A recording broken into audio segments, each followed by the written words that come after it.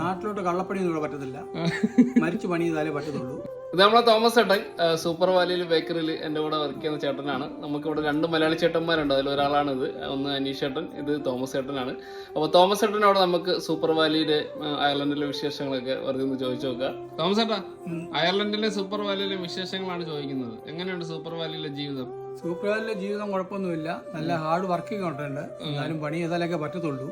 അങ്ങനെ ജീവിച്ചു പോകാൻ പറ്റത്തുള്ളൂ. ബേക്കറിയിൽ മുമ്പ് വർക്ക് ചെയ്തിട്ടില്ല, ആദ്യമായിട്ടല്ലേ? ആദ്യമായിട്ടാണ് ബേക്കറി വർക്ക് ചെയ്യുന്നത്. എവിടെയായിരുന്നു?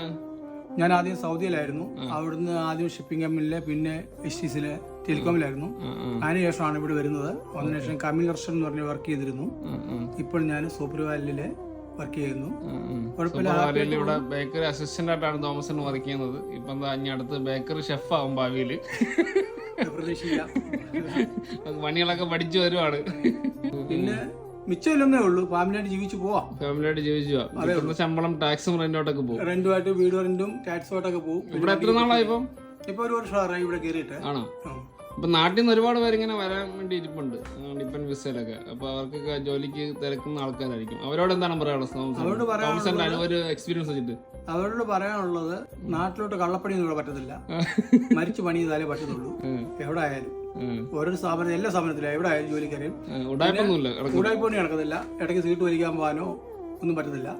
പിന്നെ ആണെങ്കിൽ ജോലി ചെയ്യുന്ന കറക്റ്റായിട്ട് പൈസ, ആ ജോലി ചെയ്യുന്നതിന് ശമ്പളം കിട്ടും. അതേ ഉള്ളൂ. എല്ലാ ദിവസവും ശമ്പളം, എല്ലാ ദിവസവും ജോലി ഇല്ല. ഇത്ര മണിക്കൂർ മാത്രമേ ഉള്ളൂ ജോലിയേ ഉള്ളൂ. ഞാൻ ഇവിടെ പാർട്ട് ടൈം ആയിട്ടാണ് ജോലി ചെയ്യുന്നത്. എന്നിട്ട് നാട്ടിൽ നിന്ന് കയറി വരുന്നവര് ജോലി പ്രതീക്ഷിച്ച് വരരുത്.